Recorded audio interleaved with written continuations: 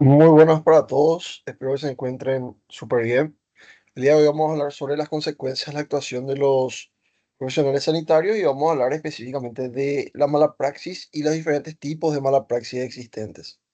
Es importante recordar de que al momento de hablar de mala praxis, estamos hablando de que el profesional dentro de sus procesos normativos realizó algún acto fuera de su competencia o dentro de su competencia, pero con una mala aplicación. Y gracias a eso es que va a haber variabilidad en las nomenclaturas que vamos a emplear dentro de este elemento, ¿verdad? Entonces, entendemos que, obviamente, cuando hablamos de las consecuencias de la actuación de los profesionales sanitarios, tenemos que hablar de la responsabilidad de todo profesional sanitario. Primer regla inherente a todo profesional sanitario es lo primero, no hacer daño. Entonces, anteriormente no había un marco legal que regulara las acciones profesionales de un profesional sanitario y se hacían más por cuestiones de ética, por más de cuestiones de moralidad. Hoy en día sí hay un ente rector que vigila las conductas éticas, vigila el control de las normativas a nivel global y a nivel nacional también. Obviamente, el derecho sanitario, que vamos a hablar en la siguiente clase, es un elemento fundamental, ¿verdad?, dentro de este contexto global de la responsabilidad del profesional sanitario. Entonces, obviamente, tenemos que entender que todo acto médico, kinesiológico, podológico o de cualquier área de salud, el actor es un profesional sanitario con un título que lo avale y con un registro. El acto de ese profesional se refiere a el quehacer propiamente dicho del profesional, que puede ser de un médico, un acto quirúrgico, que puede ser un kinesiólogo, un acto de movilidad, de terapia manual, de aparatología. Y el elemento objetivo es el daño o no que podemos realizar a partir de ese elemento, de que puede ir desde una lesión hasta la muerte. Muchos creen que el fisioterapeuta no puede provocar muerte, pero la realidad es que sí, puede hacerlo. Ahora, dependiendo de cómo se haya dado la falta del profesional sanitario, podemos hablar de una impericia, una imprudencia, una negligencia, ¿sí? O también podemos ver otros elementos, ¿verdad? Dentro de un contexto de mala praxis. Dentro entonces de los principios éticos del acto médico, el primer requisito básico a considerar siempre es la beneficencia, ¿verdad? Es la búsqueda del bien del paciente y la no maleficencia que se da por contrapartida del primero. Prevenir el máximo el daño y eliminar lo que está haciendo daño y promover lo que hace bien al paciente. Otro elemento importante del principio del acto médico está dado en lo que es la autonomía, el respeto por las decisiones que tome el paciente, ¿verdad? Y entender que el paciente puede aceptar o no nuestros tratamientos. Pero para ello nosotros tenemos que informar al paciente sobre los tratamientos. Bien, entonces, cuando hablamos de una mala praxis médica, ¿verdad?, es la visión por parte del profesional médico de prestar sus servicios a lo que está obligado en relación profesional con su paciente, omisión que da como resultado cierto perjuicio al paciente, ¿verdad? Obviamente esto también se traslada dentro de lo que es la fisioterapia. También hay mala praxis en fisioterapia. Pero ¿por qué hablamos de mala praxis médica en forma global? Porque engloba todo el profesional médico sanitario, ¿sí?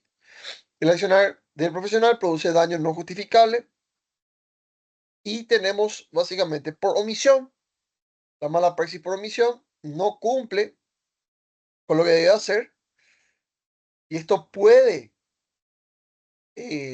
ocasionar daño en la víctima. Por ejemplo, no evaluamos correctamente al paciente y hacemos una maniobra a nivel cervical y se nos complica el paciente. Bueno, eso es por omisión. Y por comisión es hacer algo que está prohibido por la norma. O sea, por ejemplo, yo puedo hacer una mala praxis como un fisioterapeuta si indico un medicamento. ¿Sí? Ahí es una falla por comisión. ¿Sí? Entonces, por omisión, no hice lo que tenía que hacer por mi competencia profesional y por comisión hice algo que no tenía que hacer y que no estaba dentro de mi competencia profesional. Entonces, una mala praxis es toda acción médica errada, de acuerdo con la opinión de médicos expertos, y no se define por la opinión del paciente o familiar. O sea, un paciente o familiar que indique la presunción de mala praxis no necesariamente tiene la realidad o la asertividad en eso. Muchas veces hay otros factores que pueden englobarse dentro del fallecimiento de un paciente. Hace poco pasó de que una odontóloga fue imputada porque falleció un paciente en quirófano.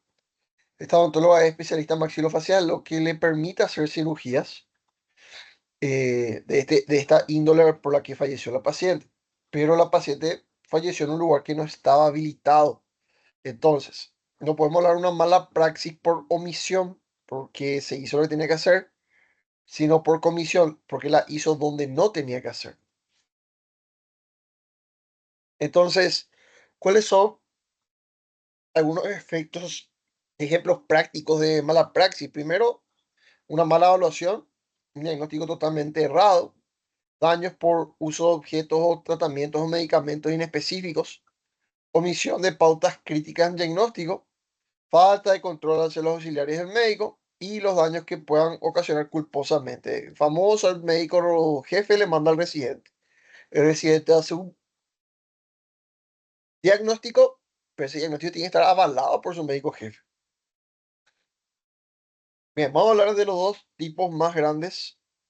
Luego vamos a hablar de tipos secundarios, pero los dos más grandes tipos de mala praxis médica tenemos la negligencia, en donde se incumple los principios de la profesión, lo que se debe hacer no se hace o sabiendo que no se debe hacer lo hace. Y la impericia, que es la falta total o parcial de conocimientos técnicos, experiencia o habilidad, ineptitud para el desempeño profesional. Por ejemplo, un cirujano hace una cirugía compleja que no es competente a su especialidad. Esto, por ejemplo, sería el equivalente a un kinesiólogo, ¿verdad? Que haga tratamiento de deglución. El tratamiento de deglución es exclusividad del fono. O sea, el equivalente a un fisioterapeuta que hace contención emocional, que es trabajo de un psicólogo. ¿Sí? Bien. También tenemos el tercer tipo, que es la imprudencia. El daño se causó porque el acto médico se realizó sin las debidas precauciones ni sin medir las consecuencias. Para nosotros el equivalente es, por ejemplo, hacer algún tipo de técnica de movilización sin tomar la protección adecuada para el paciente y que este paciente se lesione en esa técnica. O hacer una maniobra de quiropraxia en un paciente con síntomas neurológicos activos. Todos entran dentro del contexto. Bien, en función a esto aparecen las responsabilidades médicas. Hay dos tipos de responsabilidades. La civil, donde se debe resarcir el daño a los que han sufrido el perjuicio. Y en el caso de que haya un daño patrimonial, también debe repararse el patrimonio. Y luego tenemos la responsabilidad penal, ¿verdad? Entonces, esto surge el interés, ¿verdad? Donde ya la justicia va a ser la mediadora y hay sanciones o penas que pueden estar incluidas por el Código Penal como prisión, reclusión o multas o cumplimientos de ciertas restricciones.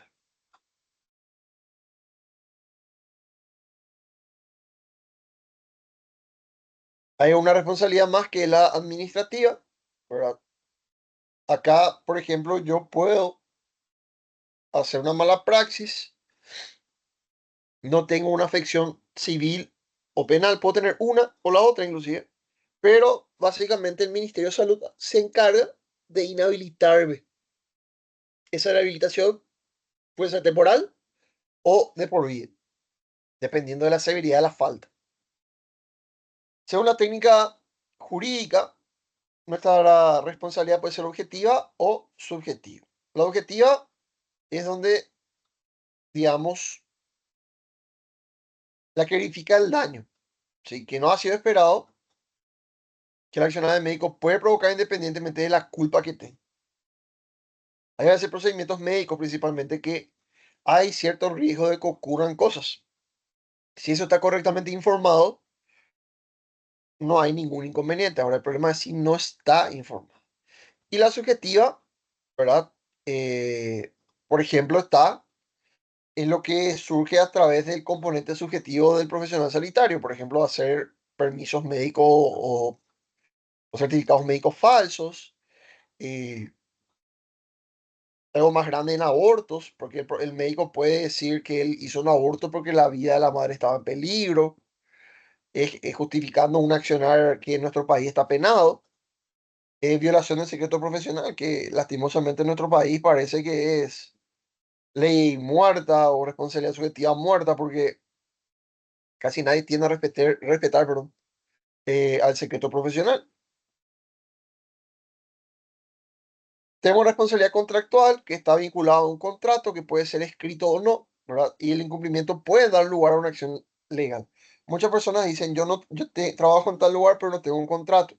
Al momento que hay una evidencia de percibir un salario, este salario sea regular, sea ininterrumpido, eso ya es una forma también de contrato. Mucha gente ignora esto y llega, por ejemplo, un tiempo de antigüedad, los van a liquidar y bueno, finalmente no les cuentan la antigüedad porque Ñandecó no tenía ni PS. Eso es mentira. O sea, la única persona que está ahí perdiendo es el empleador porque el empleador por ley tiene que otorgar salario mínimo vigente y seguro social. Así que eso es importante entender también desde el punto de vista de los contratos. Por más que no haya contrato, hay que ver estos elementos. Bien, y la responsabilidad extracontractual, la que no surge de un contrato previo, su aplicación es del lado médico y es excepcional. Por ejemplo, ¿qué hacemos si un paciente está inconsciente? ¿Qué hacemos si encontramos un paciente en paro? Podemos hacer dos cosas, lo atendemos o no lo atendemos. Si no lo atendemos, negligencia, porque tiene que actuar siempre o prevalecer el sostenimiento de la vida. Ahora, si este paciente que tuvo un paro tenía un escrito de no resucitación y nosotros sin querer queriendo lo resucitamos, tampoco nuestra responsabilidad porque no estábamos informados al respecto, no teníamos ninguna forma de evaluar eso. En otros países ya las personas que tienen orden de no resucitación tienen indicaciones, tienen una plaquita de identificación identificatoria o de un tatuaje en zonas oportunas del cuerpo que si, bueno, ocurre un paro, entonces ven eso y no deben de reanimar. Bien, ahora tenemos que ver un principio que es el principio de causalidad, ¿verdad? Buscar la relación causa-efecto. El médico, el profesional de salud hizo esto y este fue el efecto contraproducente, ¿sí? Bien, entonces, tenemos como ejemplos realizar actos positivos o negativos que provoquen daño. Yo intenté mejorar tu salud, pero la maniobra salió mal, el aparato provocó una reacción alérgica, omisión o no aplicación de tratamiento adecuado, ¿verdad? Clásico que le usan ultrasonido con desgarro porque provoca una miositis. Falta de rapidez en una intervención, retrasar los tiempos. No hay delito si el daño se produce por culpa de la propia víctima o tercero. Un clásico también. Para muchos quieren culpar igual al médico por más que fulanito haya intentado hacerse daño. Y cuando se han adoptado todas las precauciones, no se puede reprochar negligencia. O sea, el médico hizo, o el profesional sanitario evaluó todas las posibilidades del evento y de igual forma no hubo caso. Bien, bueno, un poquito de la culpa. ¿Sí? La culpa es un defecto de la conducta de vida, de la voluntad o del intelecto, positiva o negativa, por comisión o omisión, para evitar o prevenir un daño, incumpliéndose obligaciones y deberes preexistentes que causan un daño. Es decir, la culpa es un incumplimiento de obligaciones y deberes preexistentes. Vos sos culpable porque no cumpliste, ¿sí?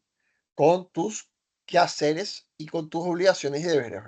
Entonces, justamente provoca eso un daño a la persona y hay que responder a ese daño. La culpa sanitaria es una infracción a una obligación preexistente. Entonces, falta necesariamente la intención de dañar, pero hay una falta de idoneidad, negligencia, desidia, impericia o imprudencia que va a producir un perjuicio al otro. ¿Sí? Eso es culpa. Por ejemplo, generalmente el profesional de sanitario no actúa por dolo, no se demuestra dolo. Entonces sería básicamente que entre un fisioterapeuta con un paciente con un problema respiratorio restrictivo y empieza a aplicar aerosolterapia indiscriminadamente hasta provocar un fallo más severo. Eso, por ejemplo, es un dolo. Ahora, esto es la culpa, ¿sí? Dentro de los actos de culpa médico, tenemos el dolo, como le digo, es intención de propósito o deliberada. La culpa no quiso hacer daño, pero finalmente la hizo. Y un caso fortuito, ¿verdad? Que, bueno, el médico no proveyó el resultado porque no era previsible, no habían evidencias que hablaran de eso, o porque la capacidad o la probabilidad de que ocurriera el evento era muy, muy pequeña. Entonces, en algunos actos también podemos ver por estado de necesidad, cómo se causa un mal menor tratando de evitar un mal mayor. No existe responsabilidad médica, ¿sí? O sea, podemos decir, bueno, eh,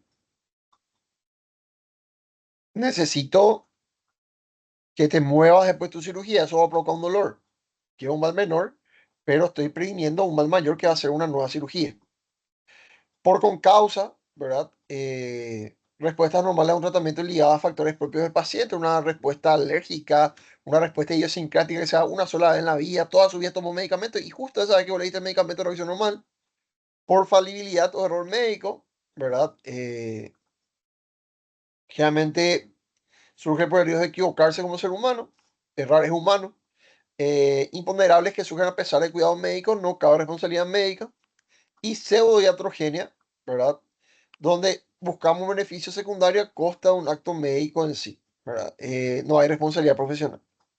¿Sí? La iatrogenia sería justamente cuando no se va a haber un daño independientemente del beneficio que yo busque. Acá va a haber un beneficio en vez de un daño independientemente de lo que yo haga.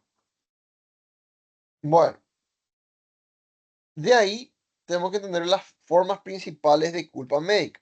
La primera que vamos a analizar es la impericia, que es la falta total o parcial de conocimientos, técnicas, experiencia o habilidad en el ejercicio de la medicina. Puede ser de origen porque nunca lo aprendió, de olvido porque se aprendió y se olvidó, y de práctica cuando solo se sabe la teoría, pero nunca lo puso en ejecución. Imprudencia, hacer un acto con ligereza, sin las adecuadas protecciones y precauciones, y también obviamente enfrentar un riesgo o peligro sin la necesidad de este. El daño es causado porque el acto profesional se realizó sin las debidas precauciones. Dentro de los ejemplos, transfusión de sangre sin control de enfermedades básicas, gasa instrumental dentro de la cavidad abdominal, realizar un acto innecesario. El director del centro quirúrgico tolera que los anestesiólogos salgan del quirófano durante una intervención. Técnica de fisioterapia que lesiona el nervio ciático de un niño por no tomar las precauciones debidas. Abandono del aguario de emergencia. Esto les puedo casi asegurar que de estos 6 eventos, por lo menos 5 ocurren de forma rutinaria en nuestro país. Bien, negligencia es el incumplimiento de los principios de la profesión. Lo que se hace no se hace, o sabiendo lo que no se debe hacer, lo hace de igual forma. Es un descuido, omisión o falta de aplicación o diligencia en la ejecución de un acto médico. Es decir, hay carencia de atención durante el ejercicio profesional. Puede configurar como una omisión o defecto o un hacer de menos. O finalmente dejar de hacer lo que no se sabe, pero estás habilitado para hacer. Negligencia básicamente siempre se entiende como sinónimo de descuido y de omisión. No enfrentar un riesgo o peligro existiendo la obligación de hacerlo. O se omite cierta actividad precautoria que se había evitado el resultado dañoso. Dentro de los ejemplos tenemos no controlar al paciente postquirúrgico, no informar a los familiares sobre su enfermedad, abandonar al enfermo, negarse a atender a un paciente en caso de emergencia, no esperar en caso grave el de otro médico, omisión de información y la no solicitud de consentimiento informado. Esto es casi transversal, chicos, en todo ocurre. Aparece la iatrogenia, es una alteración del estado del paciente producida por el médico y una acción médica puede ser benéfica, inocua o perjudicial. Finalmente, en la iatrogenia, como le dije, es algo que va a ocurrir por más que nosotros tomemos todas las precauciones. Entonces, generalmente la mayoría de las iatrogenias son frecuentes y lamentablemente son inevitables. Pretender que no ocurre es olvidar la condición del profesional humano, del profesional sanitario como humano. Dentro de esto, daño por un medicamento considerado inofensivo, el famoso tomo ibuprofeno, ¡pac!, le hizo mal. Una úlcera duodenal por dosis de corticoides, siendo el tratamiento indicado corticoides. Incompetencia cervical uterina en caso de conización, secuela de biopsias y formación de cicatrices queloides. No podemos evitar eso. Bien, y los tipos de iatrogenia tenemos aleatoria, necesaria o innecesaria. Dentro de la aleatoria, inesperada, falló un equipo. La predecible es que sí sabemos que puede haber una complicación, pero tenemos que hacerlo. Por ejemplo, vos sos un paciente con CA, tenés que consumir quimio, la quimio hace mal al paciente, pero bueno, no hay otra herramienta hasta ahora. Y la medicamentosa, ¿verdad? Su reacción es indeseable o inesperada a un medicamento. Psicoiatrogenia, ¿verdad? Tenemos dos formas, la verbal y la no verbal. La iatrolalia, ¿verdad? Se hace comentarios despectivos y imprudentes frente al paciente sobre su condición. Y la no verbal, ¿verdad? Las caras o expresiones de actitudes o gestos no recibe el paciente un saludo, no hace un examen físico o es dependiente de la computadora. Es decir, la verbal es como una agresión directa al paciente, ¿verdad? Y la no verbal es como actitudes, gestos o reproches no verbales que van a afectar a la condición del paciente. La inobservancia, que pasa mucho, es la omisión al cumplimiento de principios éticos, preceptos legales de observancia obligatoria en el ejercicio profesional. Para ir acabando, hablamos de las características de la historia clínica, que tiene que ser confidencial, resguardándose del secreto médico, debe estar disponible siempre, es un documento del paciente, es única, debe ser única y irrepetible para cada paciente, debe ser legible, no sirve nada una completa historia médica si nadie la entiende, debe ser veraz, su contenido debe estar dentro del proceso contemplado por el propio paciente, debe haber una coetaneidad de registros, ¿verdad? Se tiene que hacer en forma simultánea y coetánea con la asistencia prestada al paciente. Debe ser completa, obviamente dar todas las referencias a estudios que puedan hacer gala de cumplimiento de acto clínico asistencial. La identificación del profesional también debe estar ahí. Recomendaciones para una eventual demanda por mala práctica o mala praxis. Documentaciones. Cuidado con la redacción de la historia clínica. Referir al paciente a un especialista. Usar lenguaje sencillo con los familiares del paciente y con el paciente. Para reducirlo tenemos que protocolizar procedimientos, evitar el sufrimiento del paciente, ofrecer la mejor alternativa de tratamiento, evitar polifarmacia y prescribir lo indispensablemente necesario. A veces ustedes van a consultar o a ver a un paciente y tiene más medicamentos que comida al día. Referir al enfermo al profesional con más experiencia, respetar la autonomía del paciente y ver justamente la regulación en forma externa por parte de los hospitales. Tenemos también la comiogenia, ¿verdad? Según Paden y Sharp, la mala práctica incluye a todos los proveedores responsables de la atención de un establecimiento de salud y el daño comiogénico, el efecto, perdón, o son los efectos negativos de la atención del tratamiento sufridos por un paciente en un establecimiento de salud.